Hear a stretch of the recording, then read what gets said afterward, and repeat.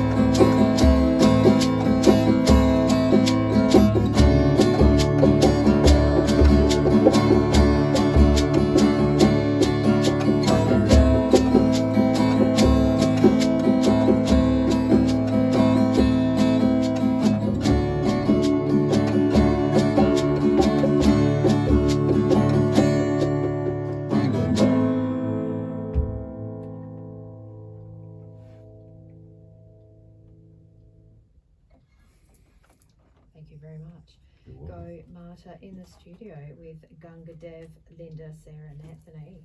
Very nice. Thank you. Thanks. Right, tell us about yourselves. Tell us about your... Tell us about the band. Yeah. So the band started probably back in about 2015, not with this, with the members that we have here now, relatively new. You guys have come on when? Last 2 years? Last 2 years, Yep. yeah. So we started in about 2015, just with a bunch of us wanting to do some chanting, and I just picked up the guitar, and it all sort of progressed from there. And we did a couple of gigs, and yeah. So you just started the guitar then? You never played before that? 2015. Really? Yeah.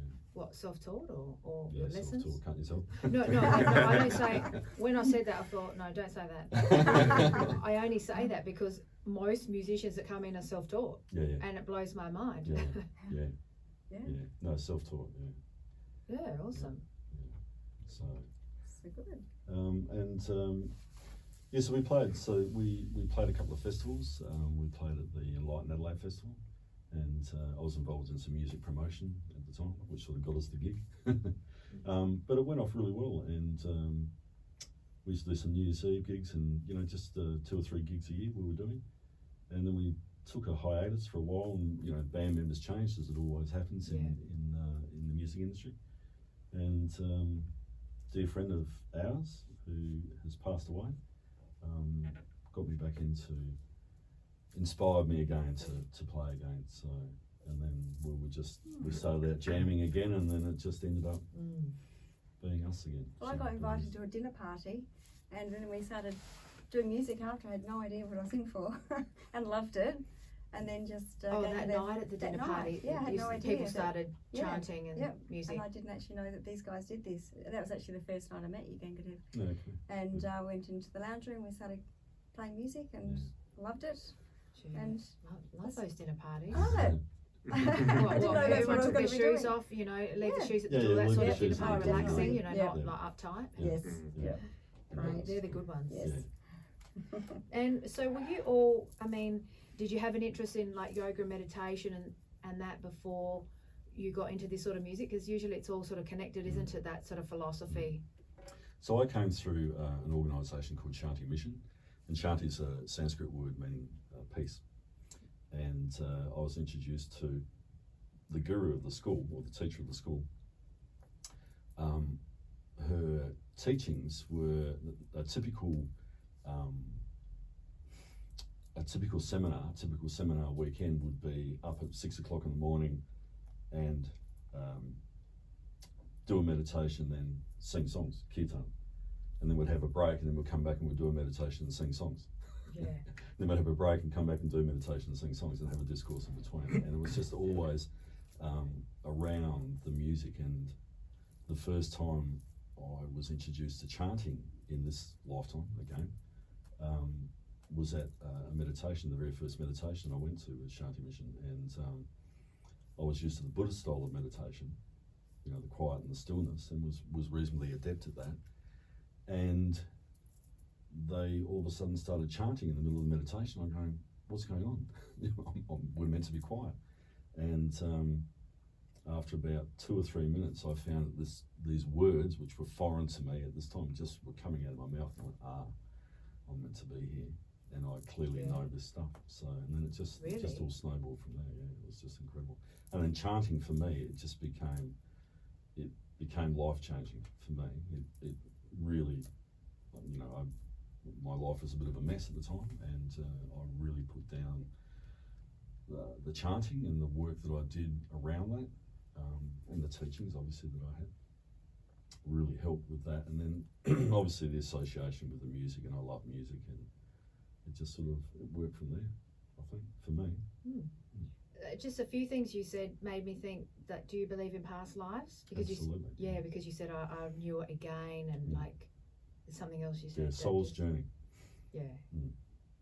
So we're on my belief is that our souls are on a continuous journey, and we have mastery. We're born into this lifetime with mastery, and we're also born into this lifetime with lessons to learn, and we're born depending on our karma. This is my belief. Depending on our karma, will depend on what situation we're born into to do to do two things: to use our mastery, which we're often completely unaware of, but we all have mastery. We all have skills and mastery, and to learn lessons. And I'll put my hand up for learning lessons. I've got lots of lessons. So, Exactly. They never stop. no, Just when we think we know it all, there's Yeah. another lesson. Absolutely. Left, right, and centre. another layer, another vibration. I like what you say about the mastery. Like we all come in with what is it? Knowledge, experience, it's often mastery, meaning yeah. tools to succeed. Yeah. Whatever success means. Yeah. I mean, gee whiz, that word, you could write a whole Yeah. encyclopedia on it. I think Success means different things to different people. Yeah, I think knowing, for me, it's a knowing that you'll go into a situation and you just seem to know, or I just seem to know in a situation, or I feel comfortable in the situation. Don't necessarily know what to do, but I feel comfortable. And often if I look at my work situation, have been placed in a position where there's not been a lot of training, and people just go, "Oh, you do this job," and I'm going, "Okay, well I'll do this job," and it's touch wood. Most times it's worked out. Yeah. It's worked out pretty well. So that's people obviously recognise the mastery, or there's an aspect of you that brings that through. And that's that inner confidence too, it sounds like, because if you think those positive things too as well, it's, we hear people always saying what we put in our mind and mindset, Yeah. as well as everything else that you were Yeah. talking about. It's sort of a cycle, isn't it? One thing breeds another thing, breeds another thing positive, and it keeps going. Well, that's where chanting. So I've trained in Sanskrit, or Nada Yoga it's called, which Sanskrit was the main base in that. But the premise around the Nada Yoga, Nad being the divine energy that's transmitted by the vibrations of sound and light, and everything in the universe. Again, my belief, everything in the universe, and scientifically, I think it's probably proven as well. But everything in the universe vibrates. It has a frequency. Yeah, that's the word I was thinking. It has a frequency, and the Sanskrit and the chanting is an energetic recipe. It's the frequency of the words, the frequency of the sounds impacts not only our bodies, but our bodies in particular, but impacts everything around us. So the more that we chant and the more that we use these sacred and ancient recipes, the more we become that energy of that particular recipe. So what you put into your mind, I spend my days, most days, I spend my days chanting, whereas 10 years ago... Internally, you mean? Yeah, internally. Whereas 10 years ago, I would spend my days having all sorts of different stories going on inside my head. So when you're sort of like in the supermarket or doing things, you sort of like, but you're not chanting out loud. No, You chanting. just it's like meditation. Wake up with chants happening in my head, and I think you guys are the same. Yeah. So is that like focusing on those sacred names? I think for me, it's probably because it's been a process, and the process that I've really dived into, and I've felt the benefits within me physically and within me emotionally. It's just something that I've wanted to do, and perhaps there's some mastery there in that, and obviously some continued learning in that process. But yeah, it's just I'd be lost without it. I'd be lost without it. Yeah, awesome. I mean, sounds so inspiring. It's the real deal. Anyone else want to share their experience?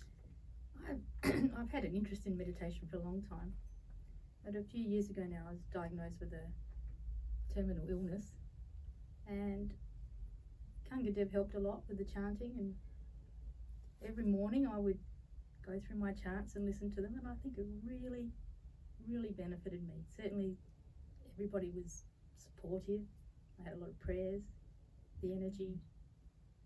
It gave me a fortitude to be able to deal with it. So, and here I am, still here.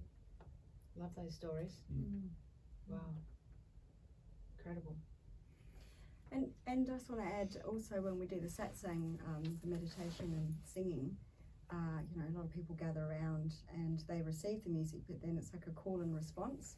So they also get to sing, and it doesn't matter if you're musical or not. Like you can either sit back and receive the frequencies and the healing, or you join in, and it's just awesome.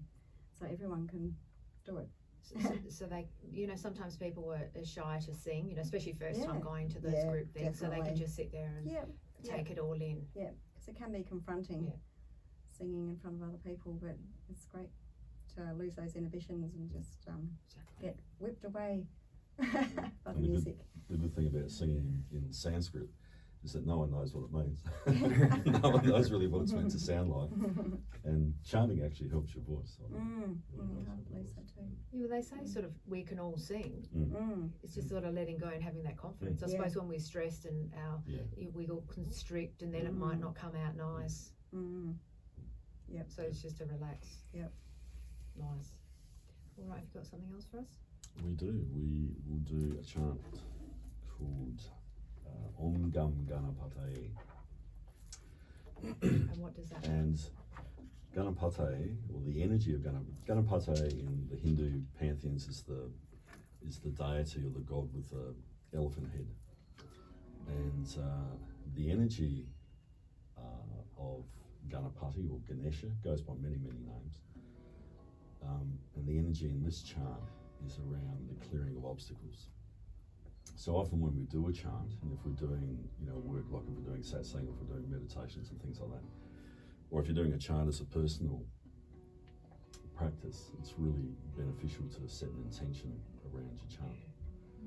So with this particular chant, it's just really calling upon the energy of Ganesha to illumine the path for us around obstacles. So that's sort of what it means.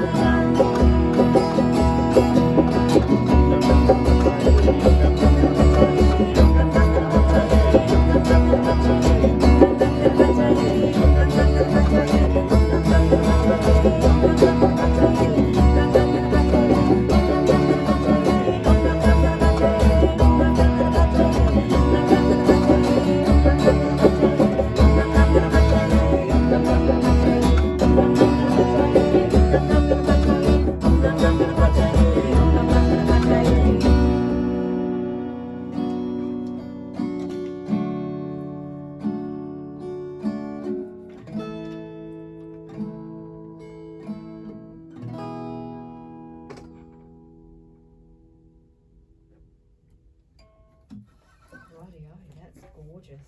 Very nice. I'm feeling the energy. You feeling it? Good. That's what I was saying. Vibrations. Yeah.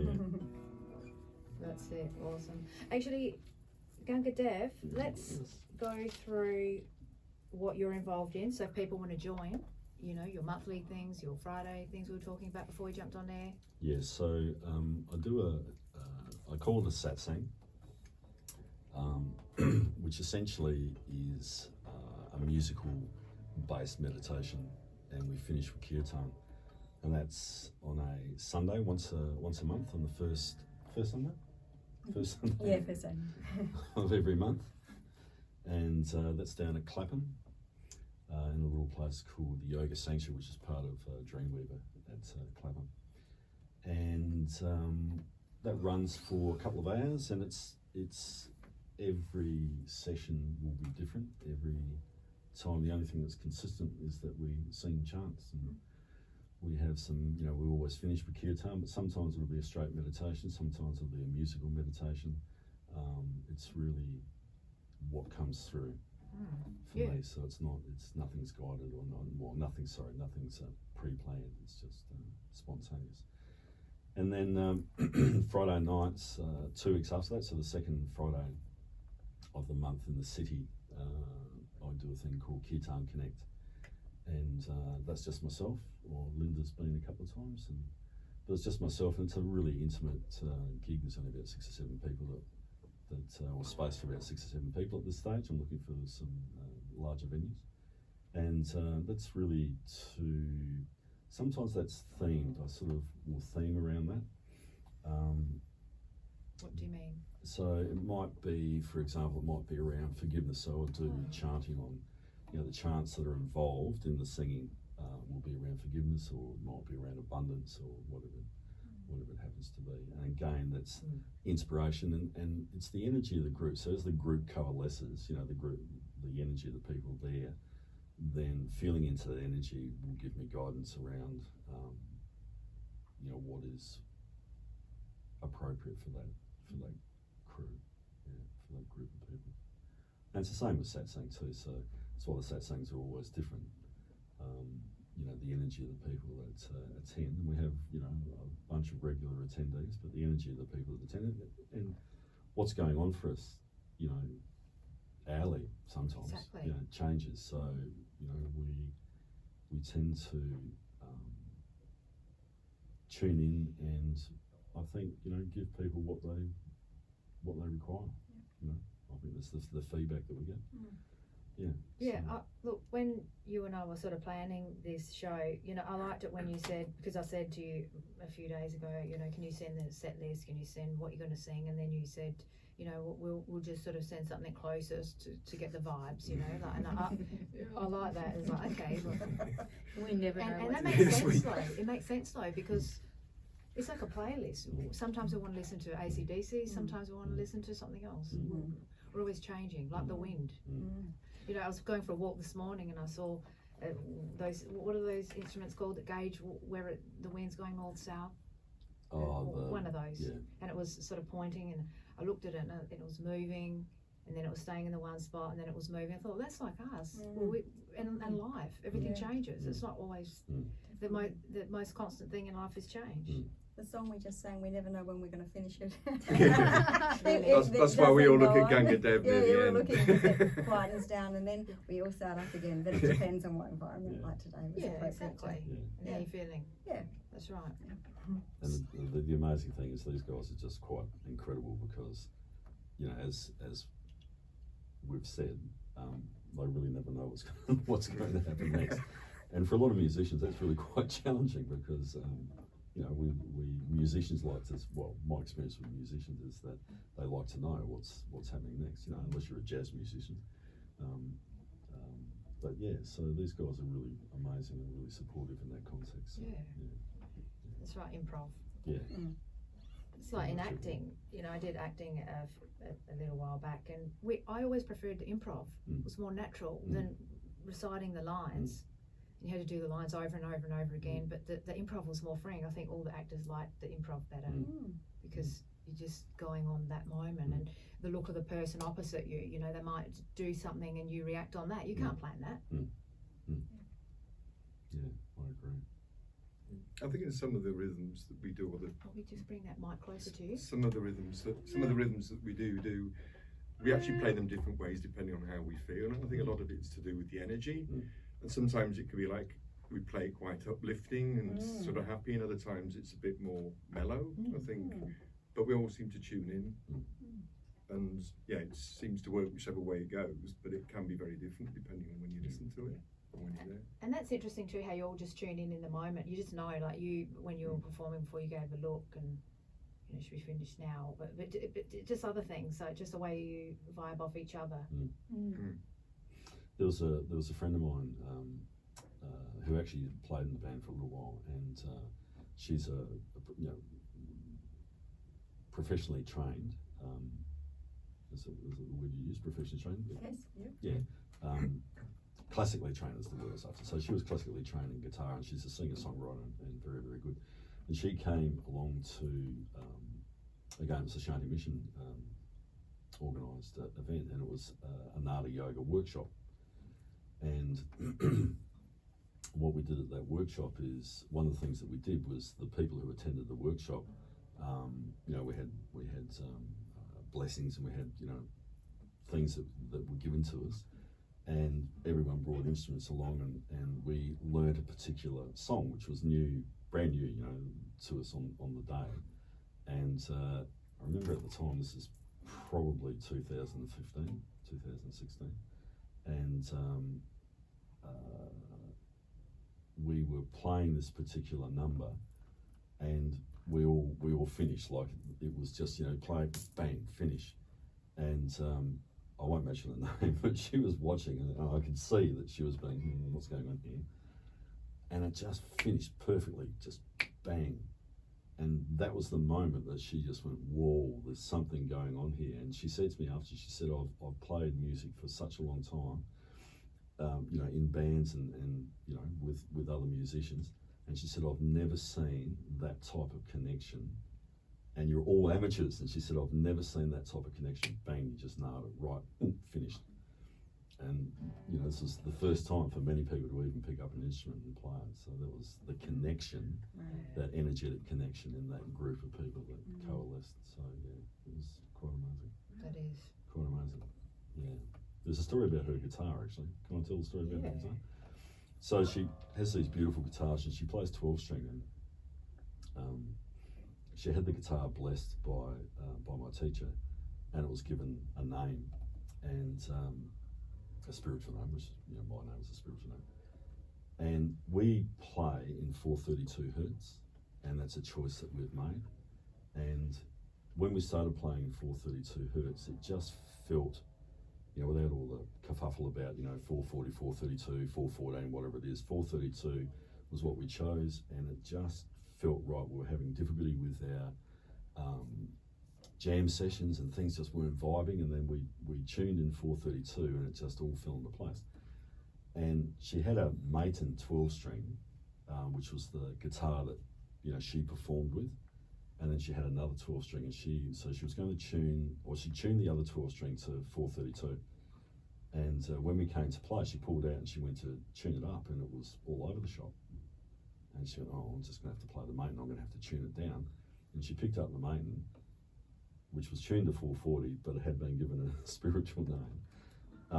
She picked it up and it was tuned to 432.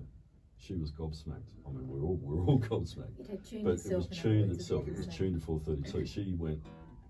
She's just going. You know, she's got a little tuner and she's going. I don't believe this. And I said, what? She said, it's in 432. I said, well, there's a song we need to play in 432. So that's what we did. We played in 432. It's just, and that's what we've done ever since. So Interesting. Okay. Now, have we got one last song? Is this the we third? can have. Or This is the the third. Yeah. We can do. What do we want to do? City Booty? Yeah, we'll do City Booty. City Booty's it's part of a Lakshmi, Maha Lakshmi chant. Excuse me. I need oiling. Okay. I don't know what your levels are like this. Good.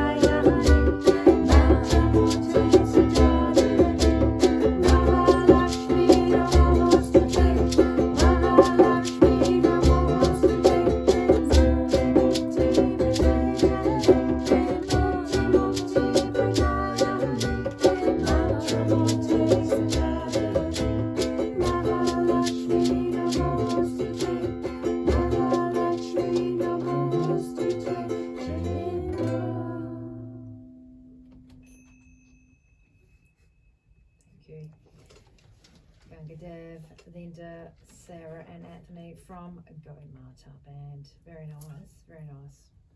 Any last words to our listener? How do people get on contact with you? Yeah. then? Oh yeah, so I'm not really one for social media, unfortunately. Or fortunately, whichever way you look at it. So website is True Life Coaching, www.truelifecoaching.com, and all the events that Go Master do and all the other stuff that I do is on that website. So, yep. All right. That's it. Cool. For me. Great, that's it for me. Maybe can we go out with a little Yeah. little We prayer could or go something, out. like a little, That- 20-second Gayatri, prayer. Gayatri. No. Gayatri mantra. you know how you came in with a little Okay. intentional prayer? Can we go out with one of those? Should we just do so we just do the Gayatri Mantra. Singing, but Mm-hmm. So just no, we'll just do it. So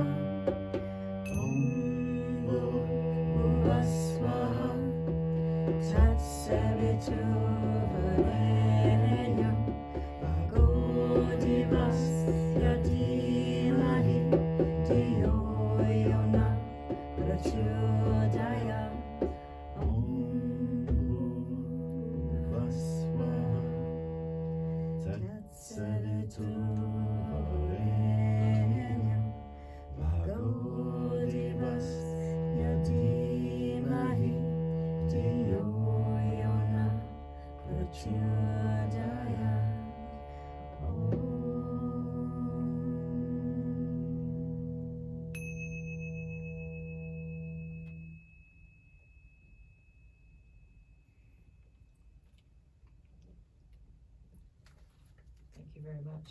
thank you. Bless. Thank you. Thank you very much. Thank you so much for the opportunity.